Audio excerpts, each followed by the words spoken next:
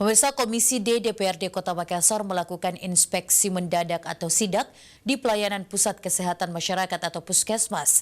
Sidak ini dilakukan untuk memastikan pelayanan masyarakat di Puskesmas tetap optimal. Hasil sidak Komisi D menemukan banyaknya fasilitas rawat inap yang belum difungsikan karena terkendala izin.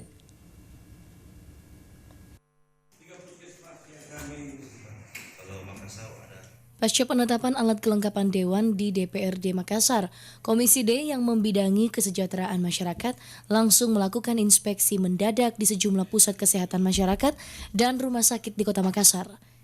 Sidak dilakukan untuk memastikan pelayanan kesehatan masyarakat tetap berjalan optimal. Dalam sidak ini, Komisi D mendapatkan keluhan masyarakat terkait sarana dan prasarana yang kurang memuaskan, serta limbah puskesmas yang dianggap mengganggu kenyamanan. Selain itu, Komisi D juga menemukan sejumlah fasilitas rawat inap di puskesmas tidak difungsikan karena terkendala izin.